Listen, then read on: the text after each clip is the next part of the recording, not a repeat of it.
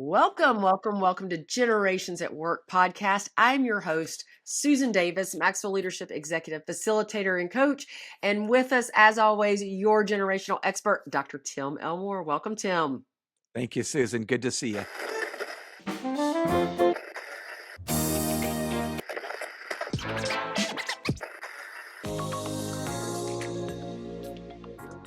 Man, I'm super excited. We continue to unpack and explore your new book, which is selling like crazy. If you haven't gotten your book yet, you can get this book. Tim, tell us the website to get The Future Begins with Z. Yeah, well, one simple one is thefuturebeginswithz.com. There you go. But you can go to Maxwell Leadership, you can go to Amazon, wherever books are sold, you can get it there. But it's designed to be a playbook for anybody leading a younger team member that you're not quite sure you understand. Yeah. So, And yeah. Tim has so graciously given so many different free resources for you. The future begins with z.com or maxwellleadership.com/generations at work. At that site, there are some downloadable PDFs for you as you're leading multi-generation Yeah. teams that will help you in your leadership. So super excited. And if you want to know more, how do I bring this content into my organization? How do I get coaching, Yeah. training? I want to learn more about how to lead multi-generation workforce. Please visit us, maxwellleadership.com/generations at work. All right, we are jumping in. Chapter 9. Oh man, this is good because this is what I hear all the time. But chapter 9, right sizing their mindset, managing unrealistic expectations. I'm going to tell you, setting expectations and accountability is something I hear all the time, Tim. I hear it in the corporate world when I'm out training and coaching all Yeah. the time. And so let's talk Yeah. about this. What do you mean Yeah. by that? What does right sizing their minds really mean? What problem are you seeing that made this chapter so necessary? Yeah. Well, as you know, we're specifically talking about the younger generation coming into the workplace. So everybody may have unrealistic expectations for Mhm. some reason or another. But Generation Z has grown up, millions of them anyway, influenced by their parents who told them, don't settle. You deserve a big salary. You're awesome after they put the spoon in the dishwasher, that sort of thing. Cleaned up their So, mess. I'm being facetious, but I think a lot of times they were influenced and they got their expectations from both social media and mom and dad who think Mm, they're amazing. So mhm, they naturally come to a job interview with high expectations. Oh my gosh. I mhm. just talked to an employer. Actually, he does the hiring at his company in LA. And he talked to a recent graduate who looked him in the eye a few minutes into the interview and said, and I quote, I'm going to have your job in 18 months. Wow. I'd say that's a high expectation. Now, And a little aggressive, but that's that's good. right. So You're takeaway working number one, with probably not a good thing to say to the yeah. person that's interviewing you. But secondly, oh my gosh, that's not a realistic expectation. Maybe one in a Mhm. million might Yeah, be that good who at yeah, 25 or whatever is going to be there. So I think that bosses and hiring managers are seeing these expectations and they know that they're well intended. They know that mom and dad fed them this, perhaps. yeah. You do know this. I've said it before that 4 out of 5 Gen Zers say that mom and dad are close by in the job Mhm. interview, either in the Yeah, parking lot or in the room itself when the interview's going on. And it's just crazy. So those are unrealistic images that come our yeah. way if we're a Gen Zer. Yeah. And I've heard you even say before, "Hey, I'm gonna get my parents to interview you. Yes. Make sure you're a Yeah. good fit for me as a worker." I agree. I think the social media is big on this. I Yeah. don't think schools teach it, right? And I Yeah. also think Yeah. I have young kids, almost 15 and 13. I wanna help them, but sometimes it could be a little enablement, and when we Yeah. do that, we're Right. not setting them up for success. That's Yeah. something I That's right. I definitely have to be very aware of. Um, Yeah.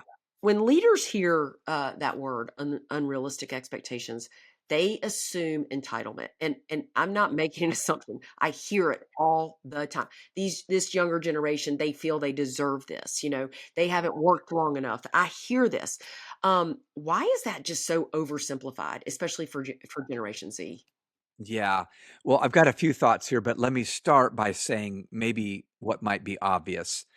every new generation coming into the workplace Mhm. feels a little bit more entitled than the previous ones. Mhm. So, Susan, you This and has I, happened before. We did it too, right? that's right, we did it too. Yeah. My grandparents did not even expect to have air conditioning in the Mm. workplace because it Yeah. wasn't even around.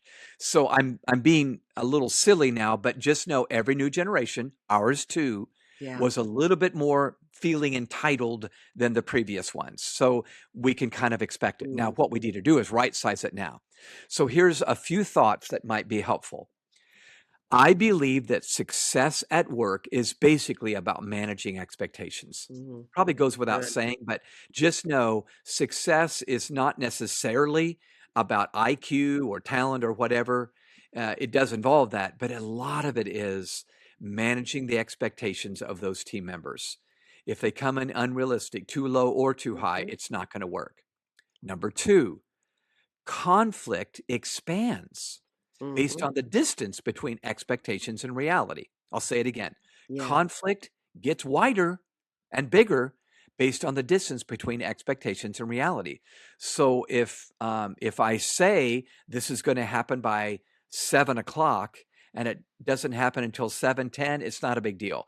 But if it happens at 10:30, it's a big deal. Yeah. And not because nobody can live all that time without this being right. It's because we had an expectation and our brains don't do well in that space. Mm. Thirdly, and I love this statement, this might be worth chewing on for a little bit. Oh, I'm writing and I taking believe notes. I Good. saw This I is saw good, that. Tim. It's good, Tim. People cannot be disillusioned unless they're first illusioned. Mm. So think about that. If I get disillusioned over my workplace setting or church people should be nice or Mhm. this car should be great or whatever, it's because I brought in some illusion that church people are going to be nice and this boss ought to be wonderful and Mhm. so forth and so on. So we need to watch and in fact we need to help our teams never get disillusioned Mm. by making sure they don't have any illusions from day one. That's why really from the interview time and also the onboarding time, make sure the expectations are reality. I'll give you a great illustration of this. I work with a lot of Division One athletic departments in Mm. the NCAA. Yeah.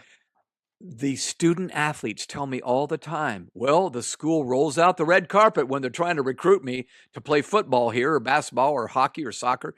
Mhm. And then reality hits when I show up, you know? I think it happens at work too. We roll out the Yeah. red carpet, then it's not real, and that's gonna be trouble. Yeah, so I'll stop there. Well, I mean, I often will ask people, they'll say, well, they're just not meeting expectations. And one of my Yeah. first questions is, did you lay those expectations out for them? Did you lay them out in Yeah, front of them yes. and talk Yeah, about those expectations? And it's an assumed thing and not always yeah, a done thing. So I'm seeing yes. that a lot. We assume they just know and they don't know. It's so true. Oh my Yeah. gosh, you know, assume you know what that stands Yes, for, I yes. do. So I'll Never. tell you a quick story on this, Susan. Uh-huh. Rory was a 23-year-old who just started work that year. Mhm. His direct supervisor was Janet. So Janet had told her team, now let's always be talking about how we can get better. Okay, Mhm. most bosses say that. How can we improve? How can we get better next year over the last year, et cetera, et cetera. Well, Rory was in a staff meeting. He remembered that she had said that. So he raised his hand and said, I think our methods on this project are chuggy. Mm. Well, Janet did not quite know what chuggy meant, but Did she you knew it mean was derogatory by his tone. Uh-huh. In fact, he called him an L, which is another Gen Z term for loser, you know, that sort of thing. Mm. So again, while yes, exactly. So Janet wasn't sure, but a lot of people started chuckling and she was a little embarrassed. So at the end of the meeting, Janet asked Roy to meet with her in the office.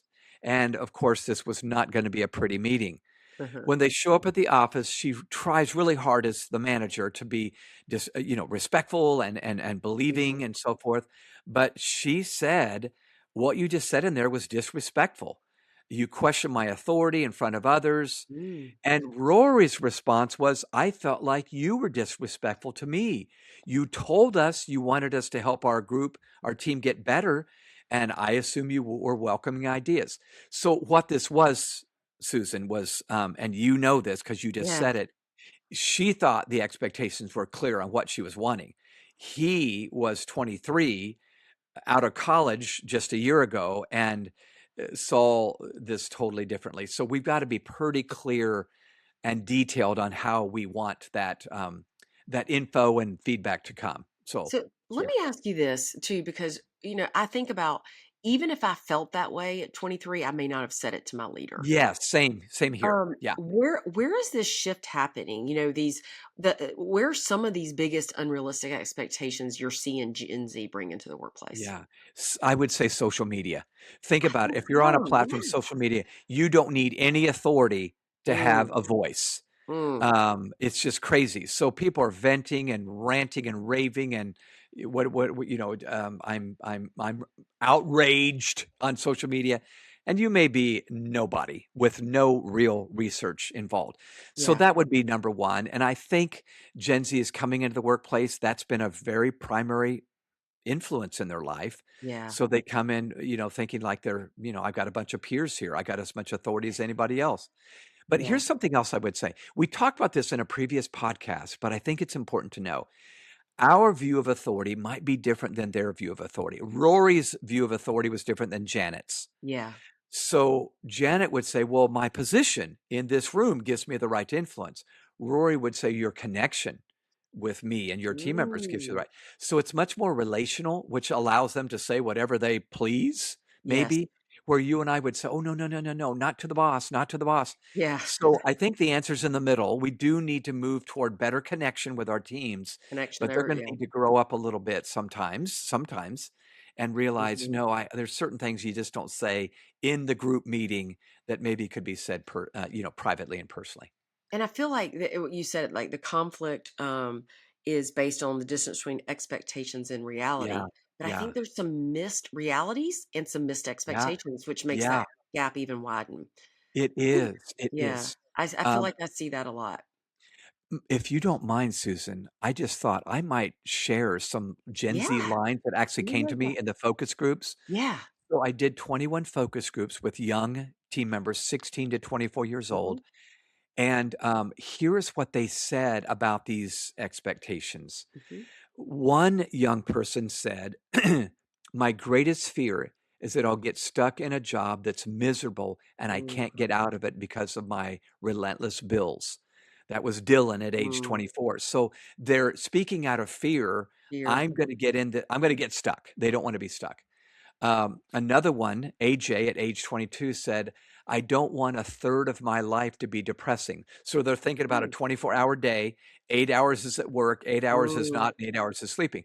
So that's quite interesting. I don't want a third of my life to be depressing, where I'm mhm, shackled, they said this, with mhm, golden handcuffs, and I won't mm. really see it until I'm old. So there's that.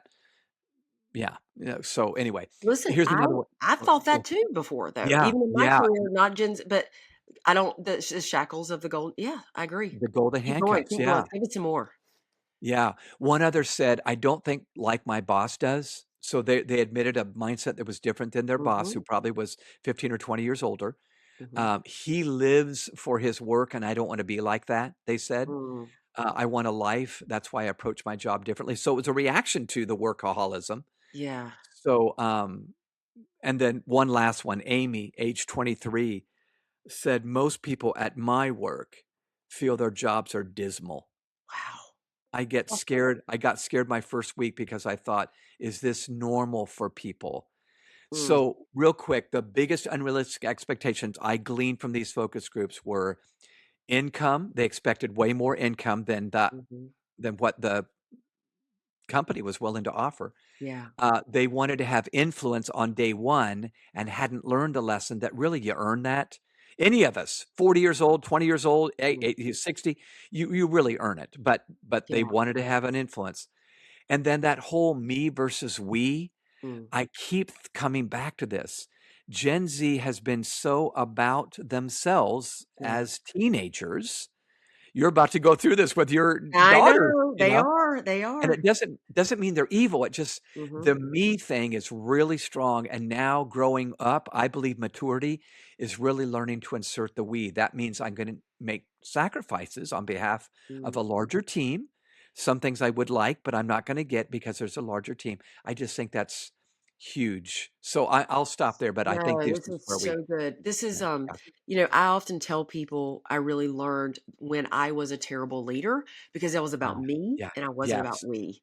Right? yes, And at that yeah, time, and I didn't know it then. I was young. I was in my 20s yeah, and I yeah, didn't know what good leadership looked like. That's how I got yeah, introduced to Maxwell leadership. I yeah, read a book and I thought, I'm really a terrible leader yeah, yeah, because I'm yeah. about me. But I which is what we talk about at Maxwell Leadership. How do we serve other people? Yes, yeah, And it it's really one is. of the things I tell clients all the time. We have to serve people where they are, not where we Yeah, are. yeah, And it changes that influence so quickly. it Um, does. how because we want to engage, right? And we Yeah, want to encourage our generations here, our younger generations, yeah, yeah. Gen Zs, millennials, everybody we're working with. And how do we right size those expectations for them? Wow. Um, well, I think it needs to begin with a conversation. I don't know anybody that's been able to jump this hurdle without sitting down face to face and saying, "Let's talk about what we both expect from I love this." that. So remember in an earlier podcast, we talked about perks. I Mhm. think early conversations need to be about letter P, what are my preferences? What are your Makes preferences sense. about this workplace? Mhm. Letter E is expectations. That's what we're talking about here. But think about it. Expectations are stronger than preferences. Mhm. Preferences are this is what I wish for, but expectations are this is what I assume will be happening Mm. here. The letter R is requirements. We're finding younger generations seem to demand things that older generations don't. Like we're going to march for this cause every year, Mhm. and the boss needs to say, that's not going to happen here." Um, the letter K is keys. Susan, I think it's important to find out the keys to their heart. And I That's so think it would good. be great for a 22-year-old coming into the workplace to know the keys to my boss's heart. Mm. What's her passion or what's his Passion. Oh. passions? Yeah. And then the letter S is salary. You need to have a conversation about that, even though it was on the website and we put it on paper. Mhm. Nothing is read all the time, and we just need to have those conversations. So something that you might Mm. want to think about, listeners, that isn't hasn't been true in past generations. Young people today have never been so present as with themselves. Mm. So when I was growing up, and certainly when my dad was growing up, you were exposed to multiple generations. As a teenager, Mm. you helped on the farm, or you worked for your dad or your Uncle Bob or whatever. You just got, I mean, I was with three generations very rapidly, maybe four very rapidly.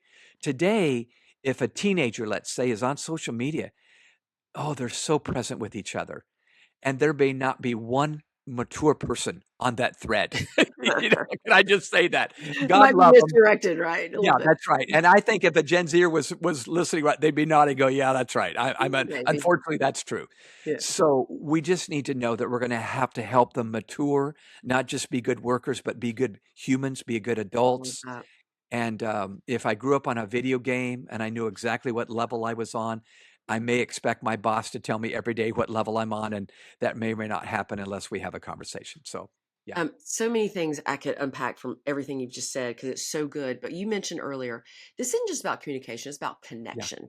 And when yes, we it teach really is. this at Maxwell Leadership, we talk about level two, the relationship. Yes, yes, And again, it's more than just a relationship, it's about connecting with the other person. yeah, So those yeah, three questions that Gen Z, the Gen X is asking is number one, can I trust Tim? Right? yep, Can yep, Tim help me? And does Tim care for me? And yeah, if they don't believe that, they're never going to let you influence them in yeah, that way. And yeah, right, so right. that means we have to have hard conversations. And you write Yeah, about this and feedback and conversation conflict. You said it earlier, right? It is not yeah, going to go away. We have to yeah, be able to do this. And so where do leaders really confuse clarity with criticism when given yeah, Gen Z that yeah, feedback? yeah. Well, I think that many, not all, but many Gen Zers have not had that kind of clarity Mm, thus far in their life prior to entering their career. yeah. So people can ghost them on a text thread, right? We can break up with a girlfriend, by Mhm. ghosting them Oh, and they not do it? having a Yeah. conversation. So by the time they go to work and there are conversations, it could be a huge wake up call. So Mhm. let me start by saying, I think a team time early on in their career ought to include a few items. One, we always said this to our new team members. Everyone has a voice, not everyone has a vote. Ooh, I I'll love say it that. again. Everyone has a voice. We want you to feel heard and that this is a safe place to express your thoughts, but not everybody has a vote. Our leadership team is ultimately responsible for making decisions, and we're not going to do a vote with all, 30 people or 100 people or Mhm. whatever. We just can't. Number two, voice increases when value does. So think about it. If you want your voice to be louder, get better, I love that. Josh, and I probably sound like a parent right now, but think about it. If somebody's really producing on the team, you listen to them. Your influence is increasing. Yeah. That's right. Yeah. Exactly. I think when I was right out of college, I worked for John Maxwell. I learned very quickly how to You get his did. ear. Produce. That's what you Produce. got to do. Mhm. Yeah. All Bring right. And then solutions, Tim. Bring solutions, no problems. that's right. That's John Maxwell right there. Okay. One last thought that I shared way long time ago, but I want to bring it back up. Mhm. I, for the last 4 years, have tried to practice this, and I think it might be good for leaders to practice with young team members. Okay. Speak to them as if you believe you're right, but Oh, listen yes. as if you believe you're wrong. So Mm. this really was a game changer. I clearly want you to speak as a leader with confidence. Leaders need, people are not going to follow a leader unless they're confident. But when you listen, if you could actually listen to that 22-year-old or that 18-year-old, or Mhm. maybe, Susan, that teenage daughter that you got, Mhm. listening to them as if they might be right. I'm getting teary because I'm thinking, this Mm. was a game changer with my daughter when I began to listen as if Dr. Elmore may not be right with this daddy-daughter. Oh my Mm. gosh, it was huge. So I don't know if that's helpful or not, but I Yeah. think the answer is going to be in the middle somewhere. And we're going to have to listen really, really well as we try to right size those Repeat expectations. that for our listeners. I use this, I quote you all the time when I teach this curriculum. I think this is so powerful. Repeat that one more time. Speak like. Yeah. In meetings, speak as if you believe you're right. So have every bit of Mhm. clarity and confidence you need Mhm. to have, but then listen like the other person might be right about this issue who disagrees with you. Mhm. That means you have to agree. It just means you're listening with a face and with Yeah. ears that show them I'm with you. I love this statement by Mhm. David Augsburger. Being heard is so close to being loved that for Mm. the average person, it's indistinguishable.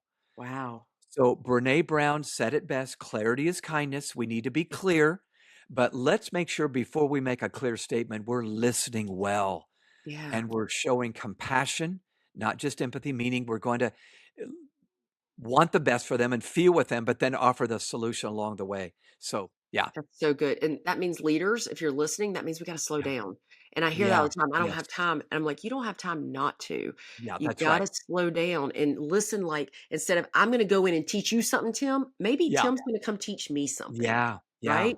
Maybe they're That's gonna in the teach day me we're in. something. Yeah, You know, if a leader, because I hear this all the time, "Well, I've not done that before, and, yeah, how do I change it?" So if a leader realizes, "Hey, I haven't had those hard conversations, I haven't yeah, set those expectations, haven't done that," but you need to keep Gen Z engaged, what's the yeah. first course correction they need to start doing?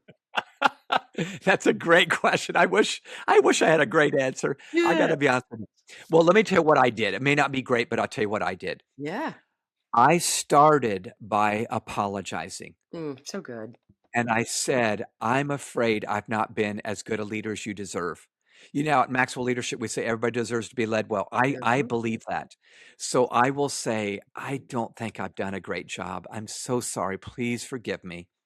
But then that sets up with, "Okay, now we're gonna make a gear shift here."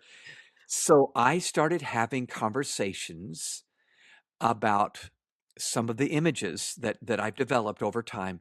One of them is crock pots and Mm. microwaves. So think, listeners, about a crock pot, a slow cooker, and then Mhm. think about a microwave, which is a quick cooker, right? Quick term. They're fundamentally different. So you put a hot dog in a microwave, cook it for a minute and a half, pull it out. It's hot, but it won't be hot in another minute and a half, and you're gonna think you're biting into rubber, and you don't even wanna have it. It's not even appetizing. Very good. Yeah. You put food into a crock pot, leave it in for hours. I mean hours. Remember mom used to do that? So You'd good. smell it in the kitchen. You could hardly wait for dinner time because that thing had been in there 4 or 5 hours. Mhm. It was better food after a long period of time.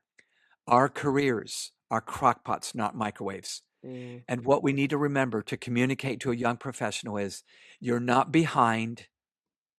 By the way, let me tell us a quick story. I talked to a young Gen Zer recently that said, "Well, I should be a C-suite executive by the time I'm 30." And I said, "Why do you think that?" "Well, Mhm. because I heard somebody on social media say they were." Well, first of all, stop the Doesn't mean it's FOMO. real. That's Yeah, right. that's right. Yeah, that's right. But then I said, "You said you feel behind. Behind what?" Mm, And they couldn't give me a good answer except maybe a friend. And I said, mm, everybody's on their own journey with different sets of gifts and opportunities. So you cannot do this comparison thing. mm, And I say my career was when it was in a crock pot and I just let myself faithfully execute the small tasks I'd been given along the way. I was much better at 35 and 40 and 45 and mm. 50 because I let it just stay in the slow cooker. So if they can look at it that way. And then the image I gave myself, that was for them, was dentists and cavities. Yes, you're right about Just like this. Yeah. yeah, so just like a dentist, if he or she finds a cavity in your mouth, wants to fill that cavity right away because he knows bacteria is gonna fill that cavity if he doesn't Mhm, fill it right away. I think people have mental cavities on our team mm. if we don't fill those mental cavities with accurate information. They'll have expectations that are unrealistic unless we fill the cavity with accurate expectations. Does this make sense, listeners? So Absolutely it does. over communicate, over communicate, over communicate because people are down on what they're not up on. And if you let time pass and not fill them in on here's what you can expect, I'm telling you, they're going to have lies that they believe, Mhm. gossip that they believe, rumors that they believe. So I'm going to stop my sermon here, but I'm telling you, fill the cavities with accurate information and then communicate that your career is in a crock pot, not a microwave. Yeah, because those cavities become infected with this root Oh, canal and pain and suffering that's so and true. expensive and all of these Yeah, things. That's what happens when we don't fill the hole, right, it's so with all the true. good Yeah, stuff. Well, yeah, and I absolutely. know we're coming up against time, but, Yeah, I wanna, just to kinda end this out, think about, when Gen Z's expectations, are right-sized, right? yeah, And they're properly guided, which I think leaders, we have to do that. We have to slow down and do that. We owe it to yes, this we owe it to yeah, everybody, no yeah, matter what generation. But what strengths are gonna come emerge and give you the most hope for this future? Because 'Cause you've done so much research and studies yeah. with these young people. What's the most hope for the future? What strengths are gonna emerge? I think there's a few that we're going to see if you'll do what Susan just said, listeners, and give them time. Be patient, communicate well, and apologize when you don't. But number one, I think they have visibility on the future more than we do, who are 45 and older, let's say, meaning they see what's coming. Mm, yeah. I did too when I was 25, better than the Mm, 45-year-old leader, that sort of thing. So just hang in there, keep coaching them up, keep mentoring them, but just know, even in meetings, as they talk in a sidebar sort of way, they may give you visibility on the future. Number two, I think they're going to help us see tomorrow's consumer mm, because they are tomorrow's smart consumer in consumer. their 20s. When they really have money in their 40s, we're gonna be ready for that person because they're in their 20s right now. So Yeah. just know that. And then I'm gonna say again what I've said before. I actually believe Generation Z is gonna make us better leaders I because think they so. won't put up with some of the BS that older generations did all through these years. They're the sandpaper on our leadership that we did not know we needed. So the story I want to end with, Susan, is this. So good. It's just a legend, but it's a great legend that paints a picture in my mind. Um, I know that Gen Z can be challenging. They're so different coming in than older millennials and Xers and boomers. But I love the story of the California gold rush, where Mm, prospectors were going west, young man, going west, and they're panning for gold out by the rivers out there in California. Well, crowds would gather to watch these prospectors panning for gold, just seeing what they might find. So with a bunch of onlookers looking on, one of those prospectors is pulling up a whole pan full of mud and then kind of sifting through it to see if there might be a gold nugget in there. Mm. When one of the onlookers yelled down at the prospector, "Looks like you're panning for mud, not for gold." And he wasn't wrong. It did look that way. But I love what the prospector looked up and said. With a smile on his face, he said, "Yeah, it looks that way, but I'm not looking for the mud. I'm looking for the gold." Mm. I believe, as silly as that sounds, that's how we need to treat Gen Z. You might have to wade through some mud that you just don't understand and it's not supposed to be there, but it was there in us too. But I'm telling you, I'm looking for the gold, and there is gold I in them agree. thar hills. And I believe when I look inside the heart of a young person, Susan, your own kiddos, there's yeah. gold in there. And I'm telling you, if we can look for the gold, not at the mud, we're going to find it every single time, I So believe. good. Tim, so Yeah. good. I love this chapter. What you're saying, it resonates with me so much because I'm having to coach myself even as a parent to Yeah. say, just because Yeah. we didn't do it that way doesn't mean that's a bad Yes. idea. Yeah. Susan, That's be right. more open-minded, and Yeah. I don't want Yeah. them to hear that too loud, right? Because then Yeah. they'll really Yeah. come at That's me. right. But Yeah. it's true. It's so true. Yeah. And looking at it like maybe they could teach me something. I know Yeah. for me, AI is one of those things that's on my Yeah. 2026 list. I've got to learn it. And these Yeah. guys and gals that are younger generation, man, they're creating it. Yeah. It's so So true. there's so Yeah. much ahead, and I agree. They can teach us so much as leaders, humble us really quickly. Man, what a good Absolutely. chapter! This is a good one. If you have not gotten this book yet, do yourself a favor, go get it. The Future Begins with Z. Practical tips, information, Tim. Always, always such good stuff. If you want to learn more about how to lead multi generations in your workplace, you want us to come in, you want us to coach, you want us to help facilitate. Let's build stronger teams together. Contact us, maxwellleadership.com/generations at work. And don't forget, a lot of free resources for you, a lot of generational information for you, the leader out there to learn to build that bridge and not a wall with your team members. We appreciate you being here. We're excited you're here. Subscribe, tell your friends and family about it. And we'll see you on the next Generations at Work podcast.